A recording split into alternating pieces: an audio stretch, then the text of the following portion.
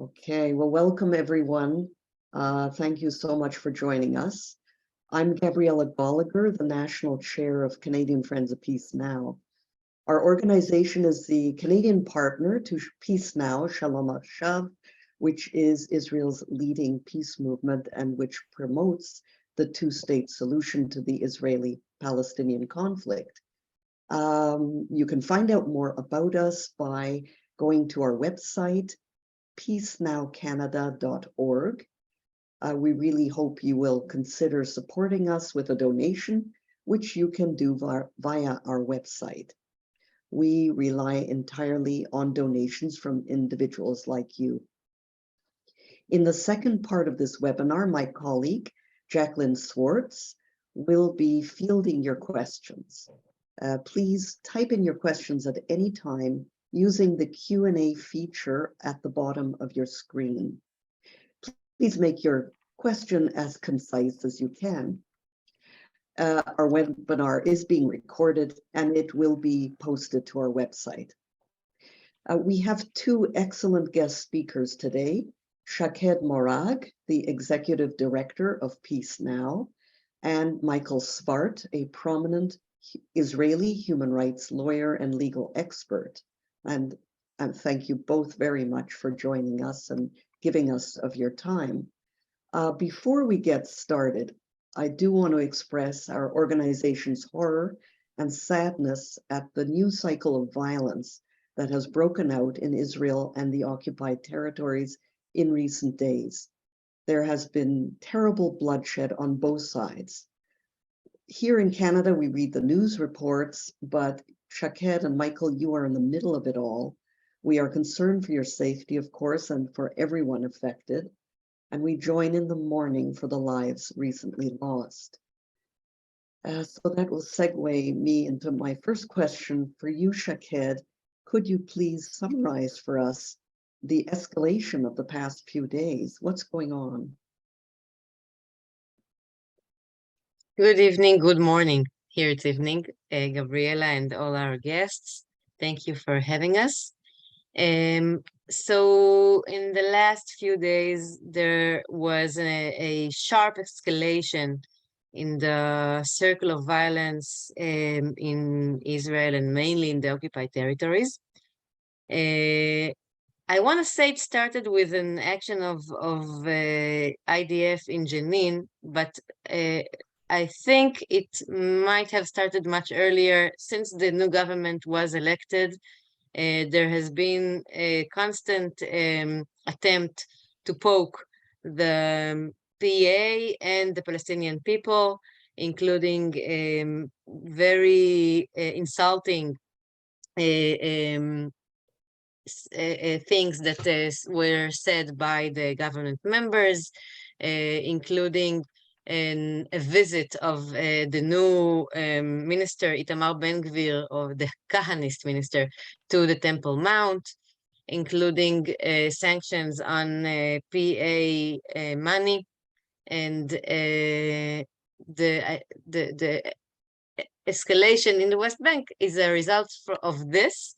And I'd say that it blew up this last Wednesday or Thursday when IDF was in Jenin formally trying to arrest a terrorist.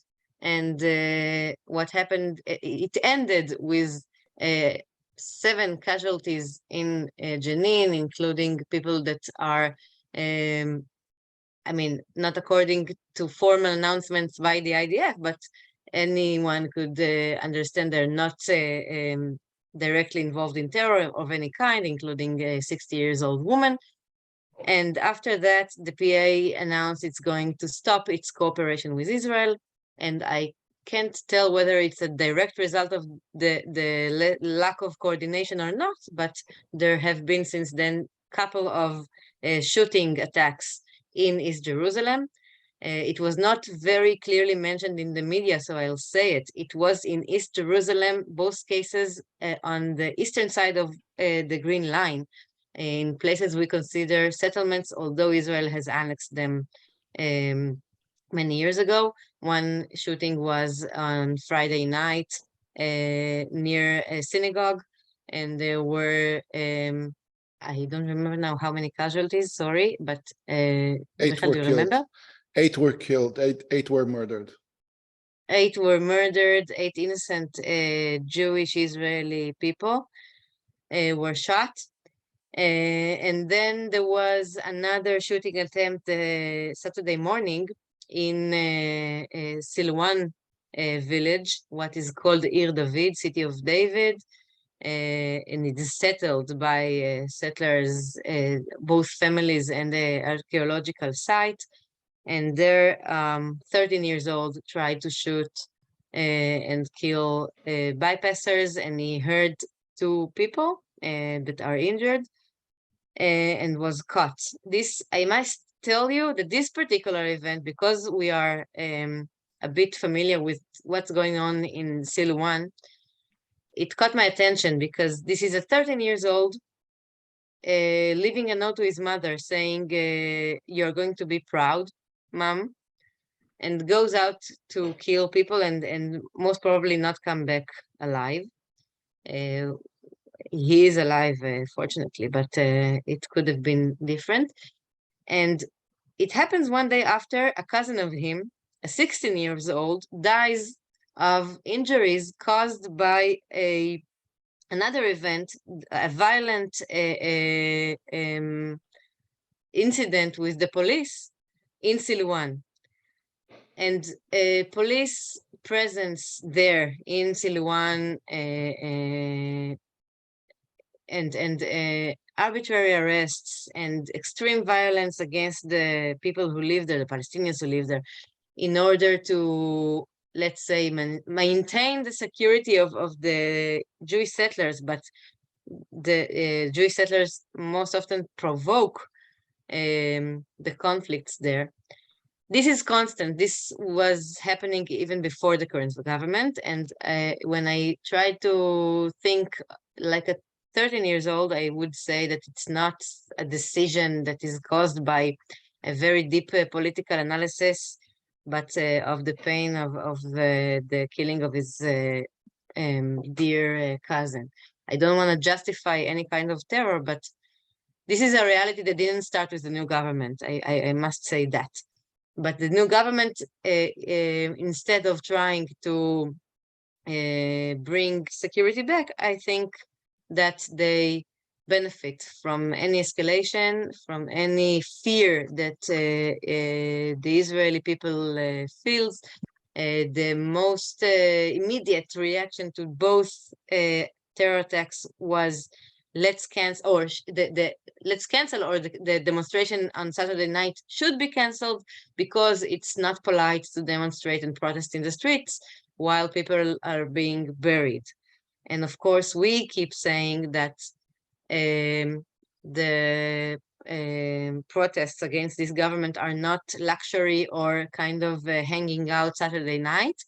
It's our way to express our very deep fears, and our fears include both the fear of losing Israel's democratic character and the fear of losing our lives because we have an irresponsible government, hawkish government that prefers escalation over peace talks. So this is what we are living now. People are afraid to go to the streets in both sides, I must say. And we don't see any reason why the current government will not turn this into a more excessive military action. And we cannot prevent, I mean, we cannot not ask whether this is a way of dealing with the challenge of the civil protest against the excessive reform, not to say kind of coup they are planning on the system of justice that we will now speak of. Yeah, thank you. Thank you very much, Shaqued. That leads nicely into my question for Michael. So there, if I understand, there still was a big demonstration yesterday night. Yes, many people got out. Yes, I didn't have the chance to go, but it was reported that in different places like Haifa, Jerusalem, and of course Tel Aviv, the total sum was 150,000 people protesting. So Michael, can you kind of let's go back a step and just explain to our viewers what has been going on? Why are these protests happening? What the big uproar, as I understand, is because of what the government has in store for the Israeli judiciary. So what are they planning to do, and why is it causing so much concern? Well, thank you.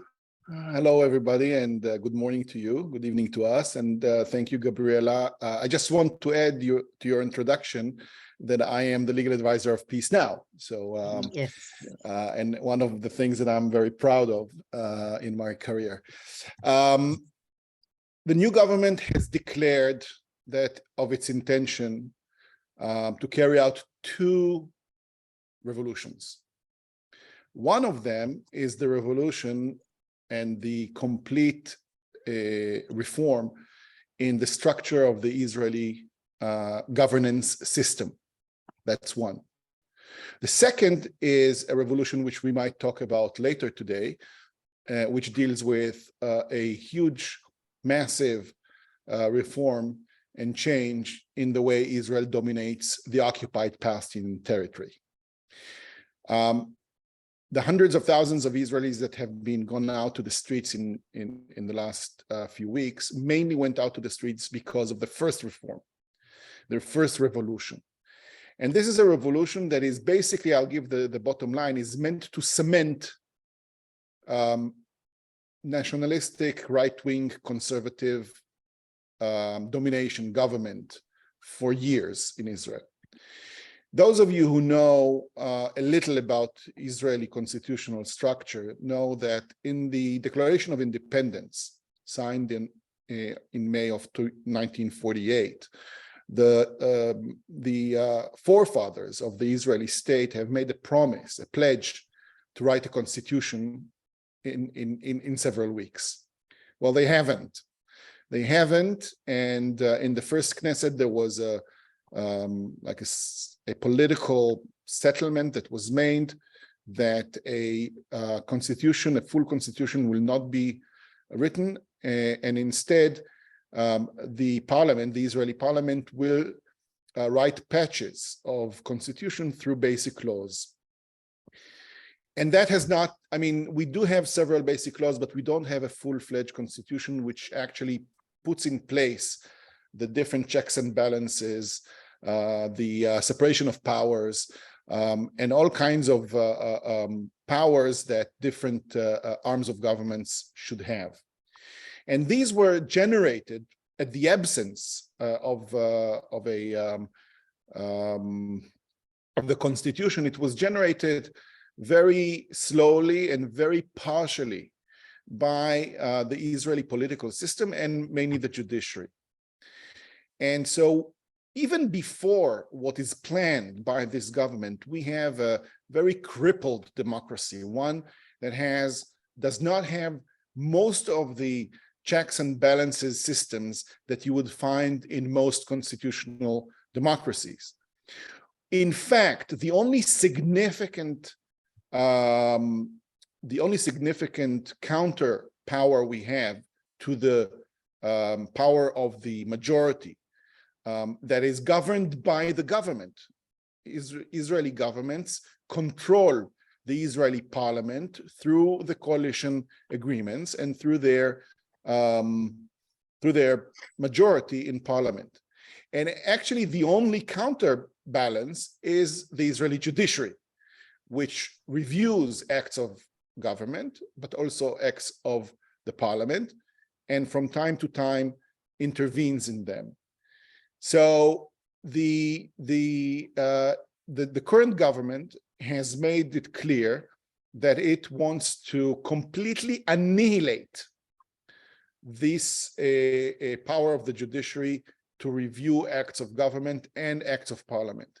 How will they do it? They have introduced amendments to basic Israeli laws, which would allow, first of all, it will make it very difficult for the Supreme Court to rule that a certain act of parliament is unconstitutional and revoke a law. For example, I'll give an example. Probably the people that are listening in know that 3 years ago, there was an act of the Israeli parliament, the regularization law, which basically confiscated Palestinian lands on which settlers have illegally trespassed into and built outposts. This law was judicially, constitutionally challenged by, among others, Peace Now. And I had the honor to represent Peace Now and many other Palestinian localities that we have represented. And the Israeli Supreme Court has decided that this law was unconstitutional and revoked it. So now this new reform suggests that the Israeli Supreme Court would only be allowed to declare that a certain law is unconstitutional in a vast majority of at least 12 of 15 judges. That's one. Second, the Knesset, the Israeli parliament, will have an override power. So even if the court decides that a certain act of parliament is illegal, the parliament, with a simple majority, the same majority that accepted, that legislated the unconstitutional law, can override the decision of the court. That's one part of the reform. I'll give you, there are many parts of the reform, but that's one part. Another example of this reform is that legal advisors in government offices will no longer be career officers or career lawyers, but rather political appointees. Now, do you understand what it means when the minister can choose a lawyer of its liking, and that lawyer can be the same way sacked if he does not provide the opinion that the minister likes. Today, the legal advisors in the public authorities are a major gatekeepers to make sure that politicians are not abusing their power. If a minister decides that he wants or she wants her friend to win the bid, some public bid, then there is the legal advisor today to stop it. Well, this government doesn't like the fact that legal advisors have the power to stop such acts of the executive. And they are after the legal advisors. Now, I want to say, even if the constitutional change will not happen, but only this bill that will allow ministers to politically appoint legal advisors, we will have a different Israel.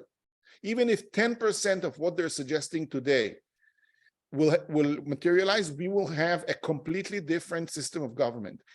I'll give one more change that is planned, that is on the table now, and this is the judges would, the committee that appoints judges in Israel, its members, the composition of its members will be changed so that the executive, meaning the government, will have a majority in the selection committee. That means that the same arm of government that has the biggest power in Israel, almost no checks and balances, the government that completely controls the parliament, will also now be single-handedly could appoint judges and decide who the judges of Israel would be. Now, all of this together is a huge, huge shattering of the very delicate systems that were, the imperfect system that we had of balancing the government power. I just want to say, Gabriel, I know it's a long answer, but you asked why people are going to the streets. So they're going to the streets because they feel their rights, their basic fundamental rights are in jeopardy. And it's not only this theoretical question of how, would they have remedy, can they get remedy from the courts? but also because the government is also openly stating that it wants to impose conservative, almost religious values on the public life in Israel. It has to do with the attacks, unbelievable attacks on the LGBT community, and the different bills that have been introduced that allow discrimination of LGBT people on the basis of freedom of religion. It has to do with keeping the Sabbath in much larger aspects of life and not allowing people who do not keep the Sabbath to have public transportation, to go and even the new light train that is going to start working in Tel Aviv. They already announced it will not be operating on Saturdays. We're seeing a vast wave of decisions, executive decisions, denying or trying to deny access to public resources and public spaces to those who are critical of government policies, to artists, documentary makers, to organizations like Peace Now, Breaking the Silence, and others. These are all things that happen at the same time. And the last thing I'll say in this very long answer to your question, because it's really important to understand why are people in such, we feel here that this government that just entered office a month ago, that they are using a kind of a shock treatment, shock policy. There's not a single community in Israel, except maybe the Haredim, the ultra-Orthodox, and the loyal Bibi people, who do not feel targeted. Everybody's feeling targeted. No one can say, well, it's not about me now, so I will not go. Everybody feels targeted. That's why you see tens and hundreds of thousands of people going out to the streets. And that's why it is my assessment that we will continue to see these masses going to the streets for a long time. Thank you very much, Michael, for that answer. Very illuminating. And now I'll turn to Shaqued, and we'll take another step back and sort of how did we come to this point? Shaqued, Peace Now has adopted a new slogan. The occupation is occupying Israel, and that's the name of our webinar actually today. So I'd like to ask you why this slogan? What are the connections between what's going on in the West Bank, has been for a long time, and what's going on now with this government? Well, I'm happy that you adopted the slogan, and I can see, by the way, it's quite effective in Israel as well. And each day we see a new publicist or just people that are strong on social media using it or referring to it, which is it makes us understand that it's grasping the reality quite well.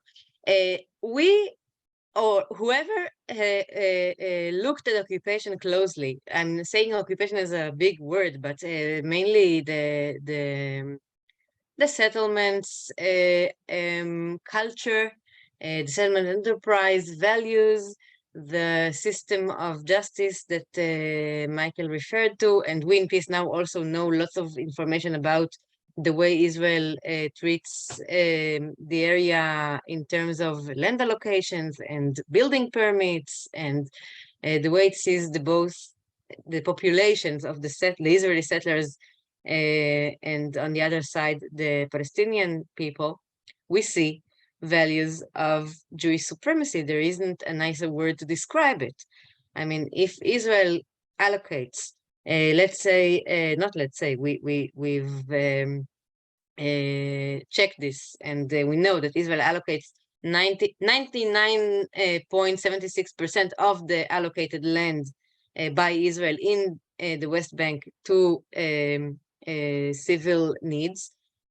So almost 100% of it is allocated to needs of settlers, of Jewish settlers. Only 0.25% is allocated to Palestinian needs, and most often these needs are caused by Israel when it forces communities to move from one place to the other, so it allocates land in the destination territory. This is just an example of how it's okay by Israel as a government to treat people differently on the same territory. And we already see it trying to leak into Israel when Itamar Ben-Gvir, for example, renamed his office. And he called it, instead of the Office for Internal Security, called it the Office for National Security. What does it mean? When I listen to this name, I understand that he cares only of the security of one nation, of one people. It doesn't matter for him if there are, let's say, killings in the Arab sector in Israel.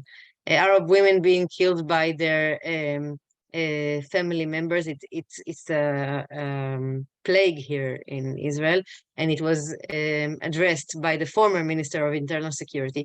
Itamar Ben-Gvir is not going to do anything about it because they are Arabs. He doesn't care.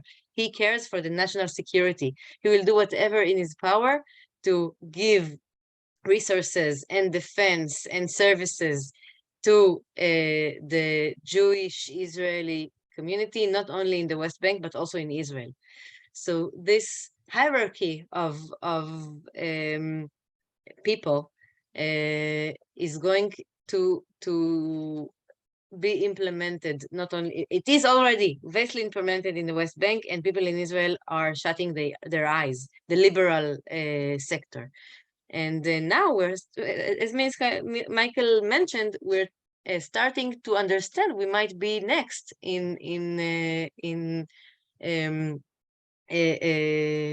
that our rights are in danger. Even as leftists or as a woman, for example, I won't be surprised if they will attack different sorts of rights.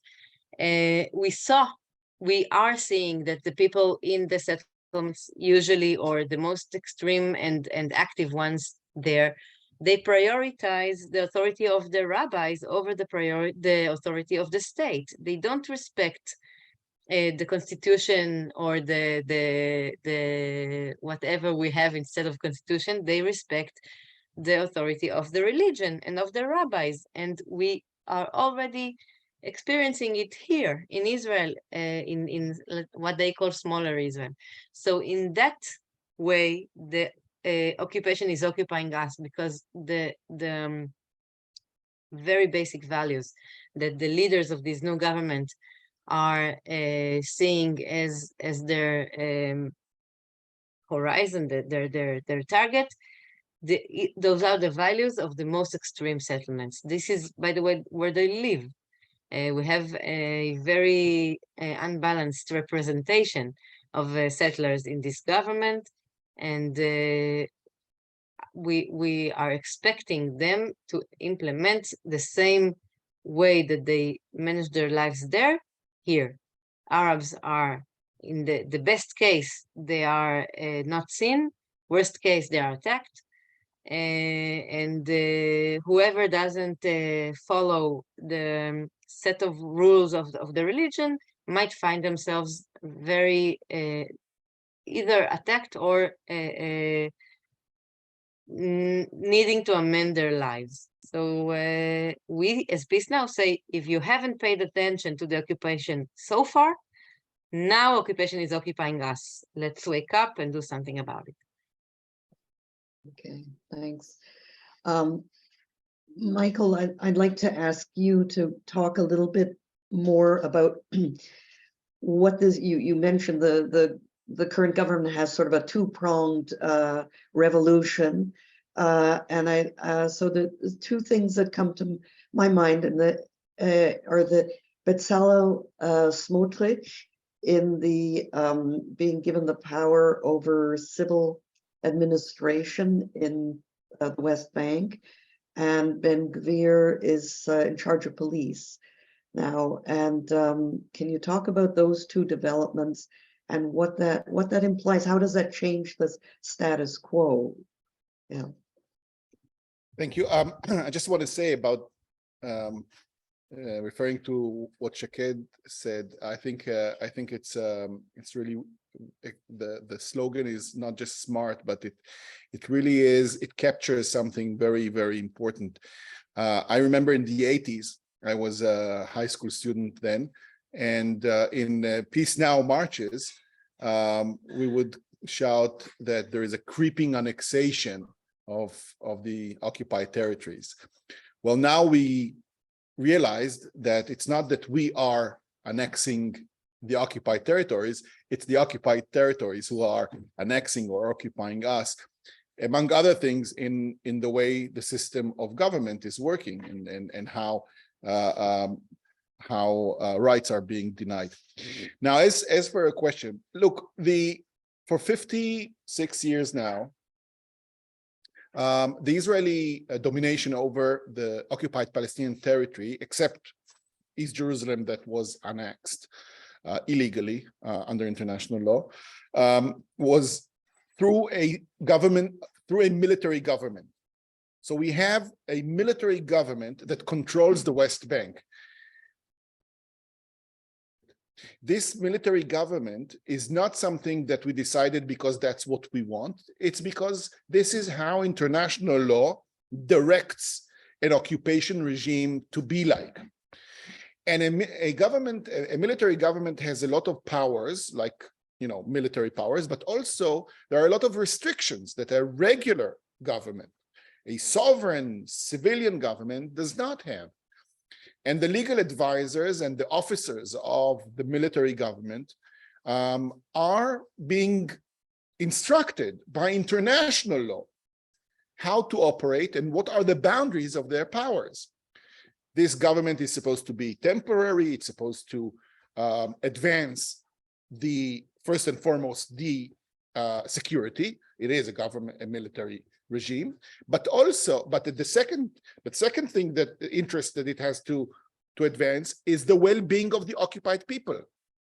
Okay, so this is how Israel operated very badly. I am one of those who wrote op-eds, and I wrote a book arguing that Israel has violated and the Israeli army has breached time and again international law. But that was the model, the template of how we dominate the West Bank. This government is planning on changing this, uprooting military government and installing a direct government of direct domination of Israeli governmental ministries.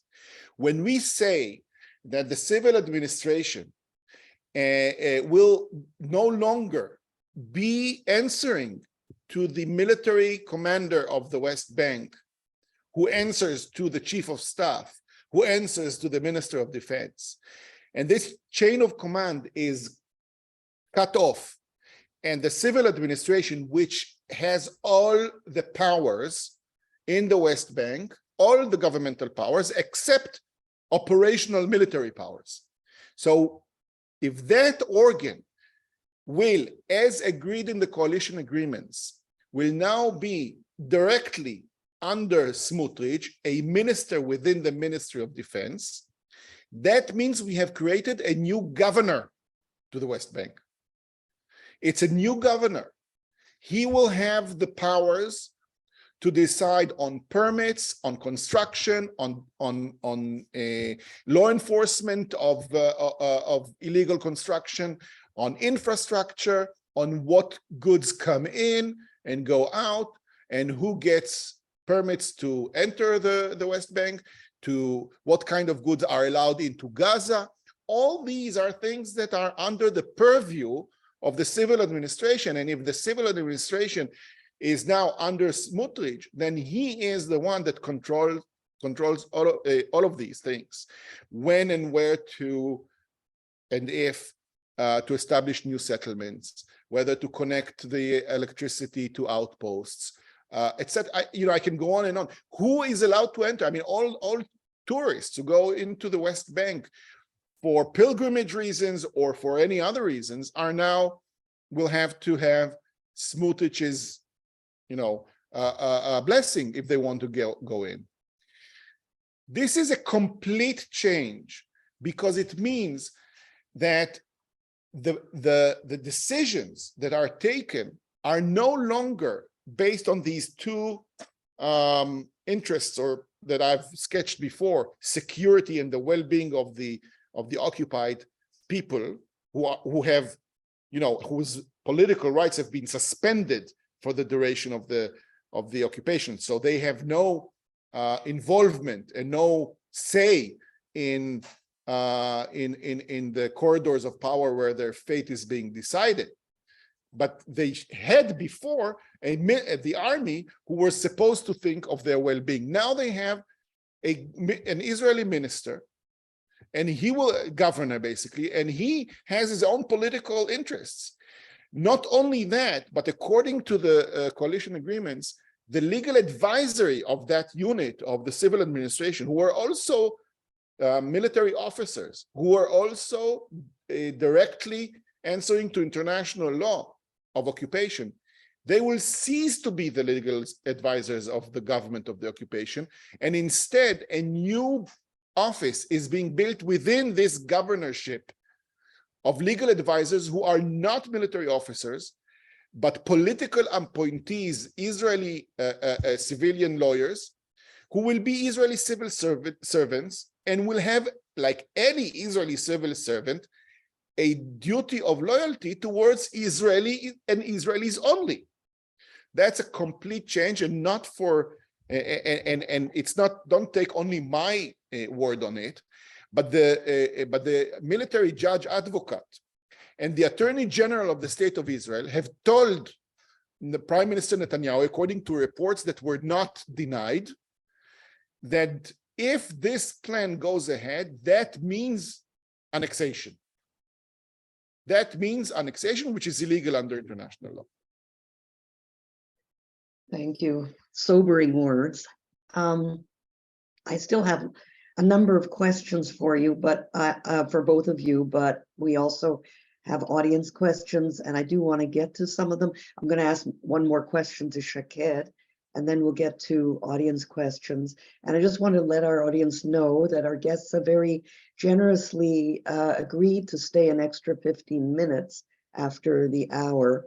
So we'll try to get to as many of those questions of yours as we can. But Shaqued, I do want to sort of do a little bit of a wrap-up question for you, and that is, can the mass protests that you're seeing build momentum for that Peace Now can kind of channel to work against the occupation? And Michael touched on it a little bit, but is there a danger that the government is going to try to shut down on civil society, including organizations like yours? And what can you do? And what can we in the diaspora do to help you? Okay, to be honest, we have an opportunity here, a huge opportunity, an unprecedented opportunity, let's say in my time in Peace Now, the last 4 years and a half. This opportunity is that people are interested in the occupation and in what is happening. If so far our main challenge has been to remind people after 55 years that there is ongoing occupation that might turn into annexation if we don't act fast enough, people weren't people didn't pay attention. They were more busy in other political issues, including, let's say, the last few years, COVID and corruption and Bibi, yes or no, and stuff. And we had to come and be the annoying kids in the game saying, but let's talk about occupation. Let's talk about the conflict. And the usual people, the average Israeli is not concerned about what happens behind the green line. We always say it's a good thing and a bad thing. The good thing is that if we decide, we as Israel leadership decides to give territories, most Israelis won't care. But the bad thing is that they won't decide to do it unless Israelis or the Israeli public puts pressure on them. And if they're not interested in dealing with the issue, they won't put the pressure. So on a twisted way, this is an opportunity for us to frame what's going on now in our wording. That's why the slogan, "The occupation is occupying us," is so important, because we need to make people understand that this is not limited to LGBT rights or women's rights or freedom of religion or whatever is in their very immediate need or threat. But it won't be fixed if we don't fix this issue with millions of Palestinian people under military, or now Michael says foreign civil regime. And people are starting to be more politically aware, and this is our opportunity to educate them and to show them the connection and the links and to take them to the West Bank. We have been leading several tours that drew attention to the people want to learn more. Now it's going to be more complex now that the situation became more violent, and maybe we won't be able to carry out tours, but our material became more attractive to the average Israeli, not only the the political rats. So I'm an optimistic, and this is the way I see it. Of course, it's not easy, and our people confront different reactions in the protests in the street, because there were Palestinian flags and they were met with even violence by other protesters. And there were messages, we carried the message, don't let the territories occupy us. Some people are very enthusiastic to take them. Others say you are harming the protest because you're making it political, as if it is not political without talking about the occupation. So as I said, it's educational work we're doing here. And we, speaking of education, by the way, we're going to have an event in a school in memorial of Emil Grenzweig with your generous support, the CFPN support. And we are going to be using this opportunity of commemorating the murder of Emil Grenzweig in a Peace Now demonstration to talk about the threats of democracy these days.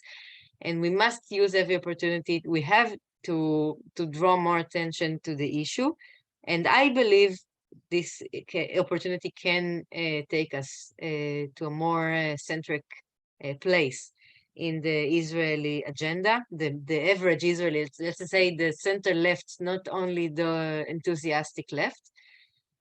And are we under a threat? Of course. I'm not, I mean, some will not like the fact that we are going to have an event in a school, for example. They would like to do something to prevent it. Let's see what happens. We are challenging the system. We will not put up with the government silencing us and our opinions.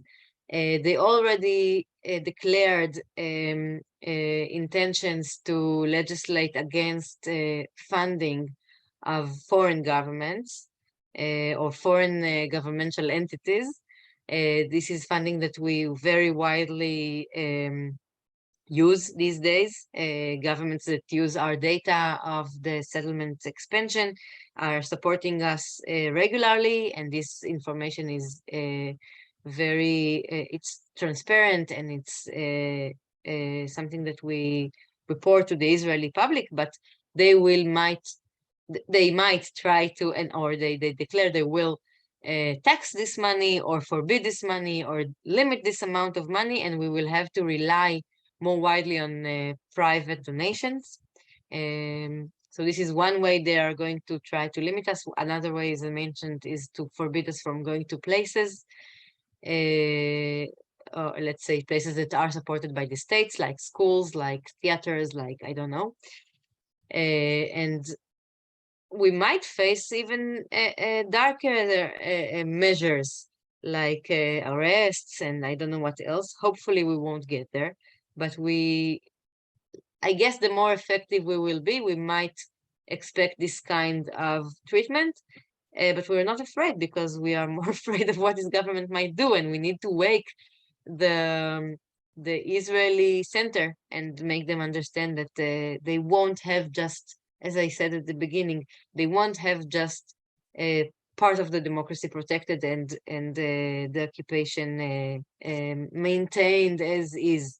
They want to deepen it. They want to annex the territories. It will directly affect the situation in Israel. By the way, it will also affect the security, most probably. And this is the time to rise and offer an alternative, what the Israeli left has failed to do in decades. So this is my hope, that we manage to wake up the sleepy center left, and they will understand that this is a top priority issue. I'll wrap up. Researchers show that most Israelis support the two-state solution. Over and over, we see this result. But when you ask them, is this important or urgent or probable? They say no. Like, it's something that can be delayed for later on, or there is no partner, or there is no leadership, or there is not enough support.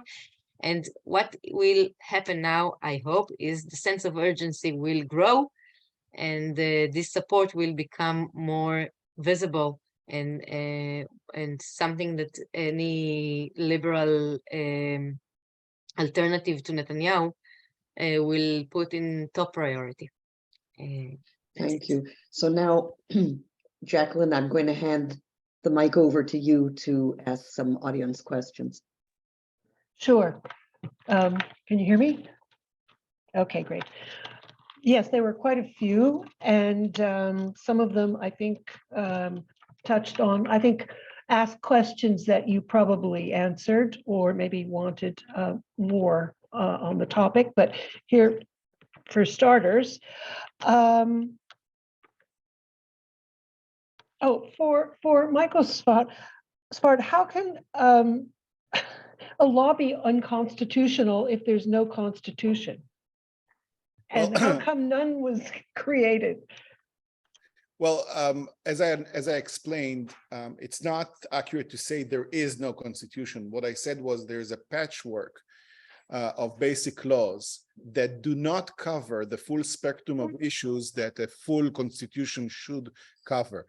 But one of the main pieces of probably the most important basic law that was legislated back in 1992 is the basic law on human dignity and freedom, which cements as a constitutional principle some of the basic human rights.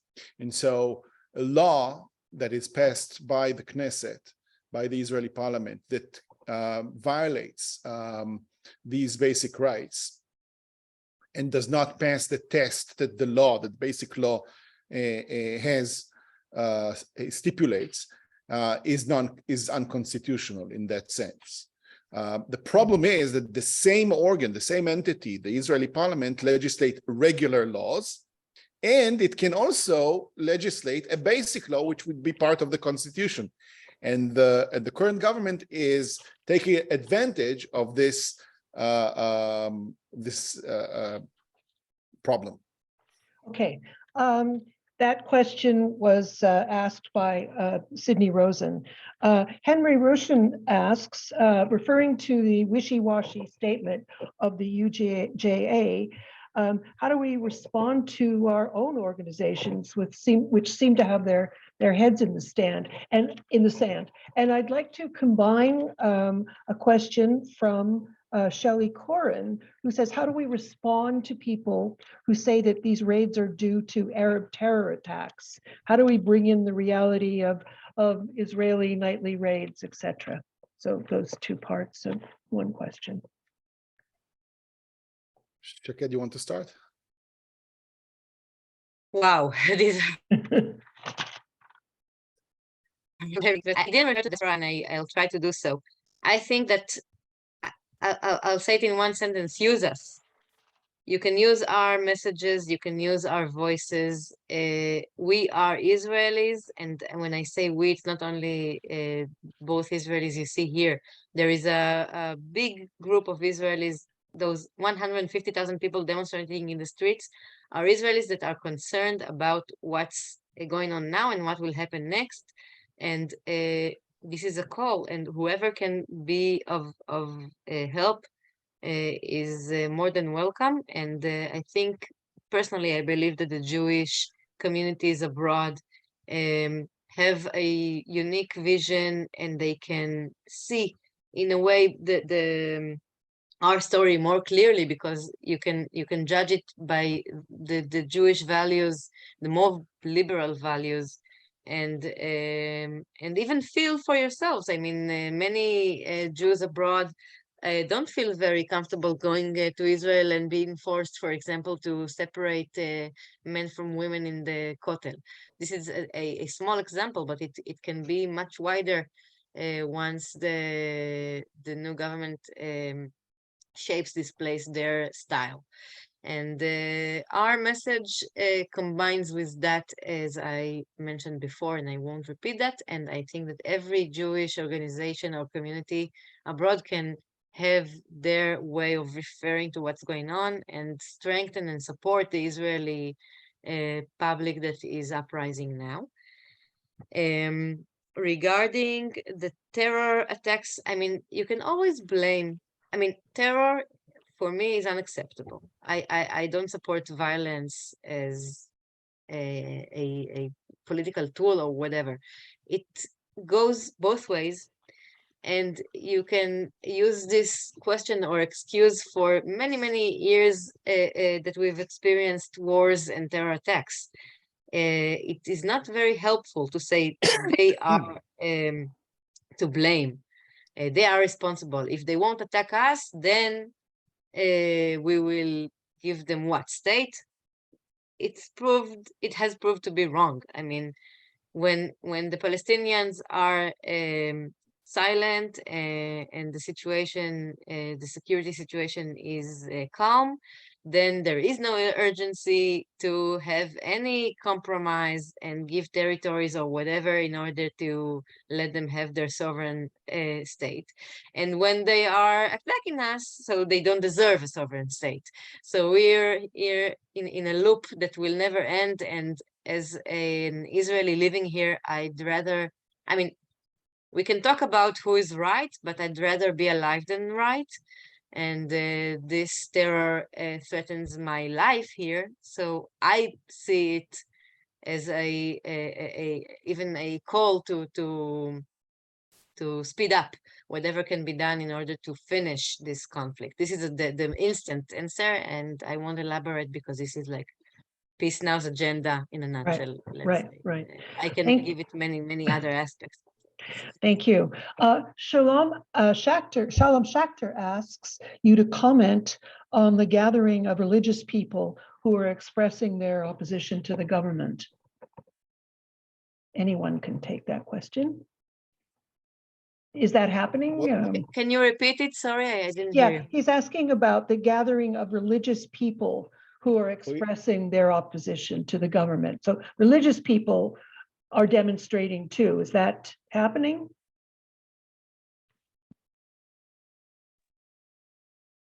Michael, you want to answer that, or should I? Yeah, you can answer. So I've witnessed a couple of very exciting things that happened lately, like the last couple of weeks. One thing is a big gathering. I guess you're referring to that gathering. It's called the religious left gathering, and it hasn't happened in many years, if at all. Maybe since there was Meimad, this lefty religious party. And I had many friends there declaring themselves religious and leftists, which is not popular. And regardless this non-popularity, there were 700 people there, which is a lot. It was very exciting to witness. I wasn't there, but it was a new message and maybe a breakdown of the two, let's say, blocks in Israel. When usually you think that religious people are voting for the right and the non-religious the shrinking secular sector in Israel is voting to the left, then once we see allies in the religious sectors, it's very, it makes me more optimistic. And the other thing that happened is they had a block in the protests with their own sign, and it was very nice to see as well. Thank you. This question is for our legal expert. David Cohen asks, some opposition leaders such as Gantz and Lapid are open to reforming the judicial system if the approach is more consensual. And even Netanyahu has stated that the reform will not go ahead as is. What kind of changes, if any, do you think these opposition leaders would find acceptable? And what changes would you find acceptable? That's my question. The change that I will find acceptable is ending the occupation. Because, and it's not, I'm not saying it just for a soundbite. I'm saying it because even if none of the changes will materialize, Israel will not be a democracy. Israel is not a democracy, and there cannot be a democracy that for 6 decades holds millions of people with no civil rights and with no path towards civil rights.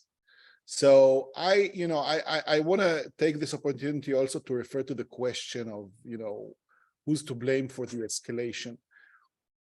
I mean, I think it's a complete pointless drill to look for who started the cycle of violence. Cycle, as cycles go, are round objects. You can go back and back and back. You'll never find the beginning of it. We need to go beyond and look from the bird's eye view and look at the reality here. And the reality is that there is one major power that is endlessly more stronger, politically, economically, militarily, internationally. And with that power comes responsibility. So I think Israel is the major responsible actor here. Whether the night raids are justified or not, the whole situation is not justified.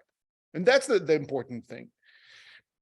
So when we ask ourselves what kind of changes are acceptable, and by the way, I cannot go into Gantz or Lapid's brain and think of what they want, because I really don't think they know what they want. They want to pass the next news bulletin and say something that would sound provocative or sound appealing to their constituency.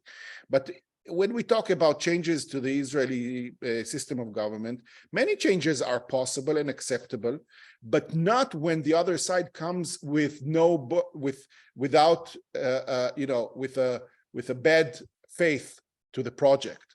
It's not about bettering, excelling the Israeli system of government. It's about making them the sole rulers for generations. That's what they want. So when that's the situation, that's where they're coming from, the question of whether how many government representatives will be in the selection committee for appointment of judges, it's a binary question. It's either they have a majority or they don't have a majority, and I don't think it's negotiable.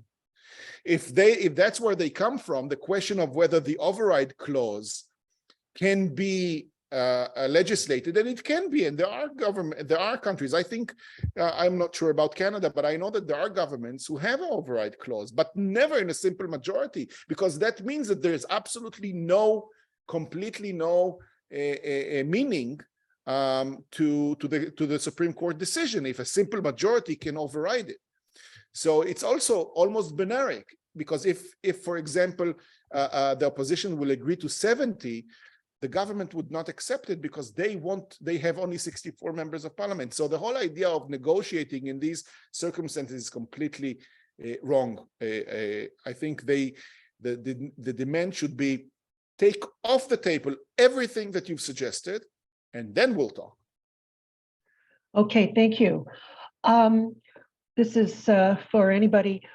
What is the role of Western governments? This is Sivian Avitsur asks, what is the role of Western governments in this situation and the role of the diaspora Jews? Well, I'll start with the diaspora Jews.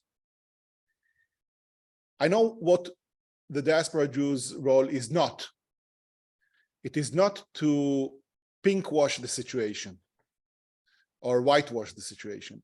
It's not to present it in more cheerful colors than what it is.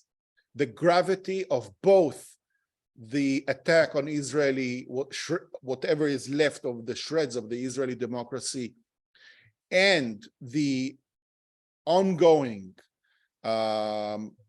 perpetuation of the Israeli occupation, creating, transforming Israel into an apartheid state.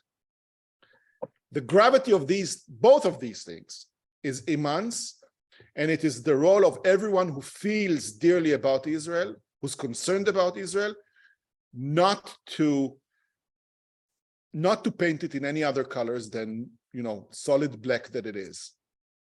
And so, because the international debate about Israel-Palestine should be on the basis of a serious understanding of the gravity of the situation.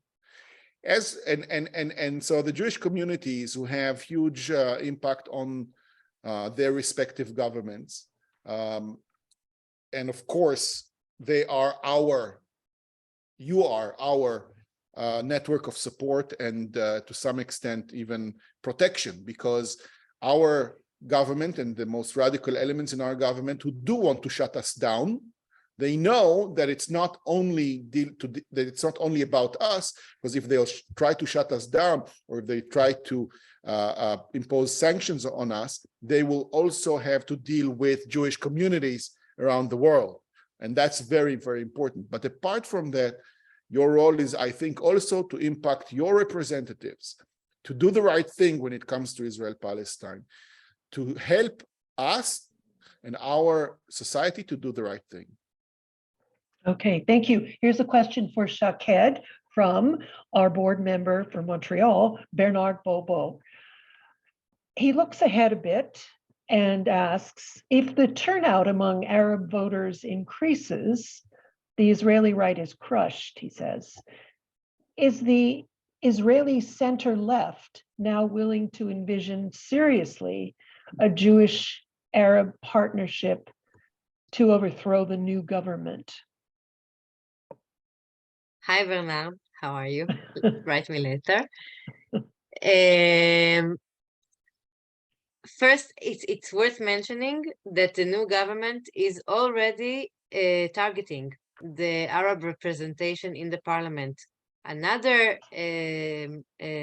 bill, or I don't know in what stage it is, but a proposal for legislation is to exclude very widely any party that challenges the definition of the state of Israel, banning it from running in the election. This is like, they call it supports terror, but once you extend the term terror to economic terror and diplomatic terror, and they use it in many ways, the word terror, then when you support terror, you can support, for example, the Palestinians going to Hague and call it terror. And then if Ayman Odeh supports it, then he supports terror, then he cannot run, then the Arab sector will not have representation, or this is just an example, but if they go wide enough, they won't have representation, they will have to vote for Jewish parties, which is absurd, that they are forced to vote this way, or for like, let's say, more disciplined Arab representatives, this is not democracy, and this is most probably won't raise the turnout among the Arab sector. So this is a very big threat, because the political chance of the left parties in Israel is linked very strongly to coalitions with the Arab parties. So I really hope that the leaders of what I have called the left parties in Israel realize that, because they failed to do so far. They kept announcing that they won't form coalitions with this party or another party because they support terror, or because I don't know why they're not Zionist enough. And apart from this being very ugly, this is also very stupid, because this way there is no way that we can take over the leadership in Israel again. So yes, the turnout is an important factor in this whole calculation, but this is just one factor, and it has to rely on proper chance of Arab parties to run, chance for a coalition with the Jewish left-wing parties, and the last part of this triangle is the turnout that must grow, but I believe it can grow. Thank you. We got a note from our Brazilian friends at Peace Now, asking if this recording will be accessible. Others have asked that same thing. So yes, this recording will be accessible. It will be recorded and it will be accessible. And I think Shaqued and I would be happy to go to visit Brazil. And Oh, great. Well, you must contact Sure, Moises will be happy to have us, Storch. I'm sure. Right. Okay. Okay, a lot of these are sort of heading in the same direction. And some people are asking about a question that is for another time, but how exactly could a two-state solution materialize in terms of geography? I know a lot of people have that question, but I think we'll deal with that another time, unless you can say it standing on one leg, Shaqued. Wow, saying it staying on one land, I'd say that I don't see any other solution that is more viable than this solution.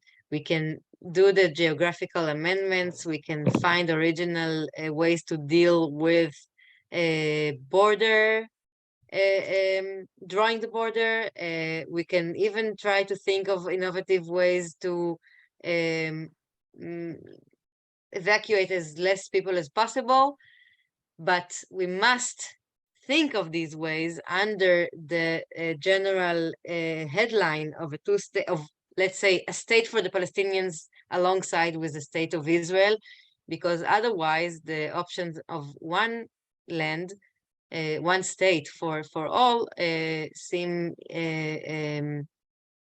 very, let's say, frightening for me. It's either apartheid or a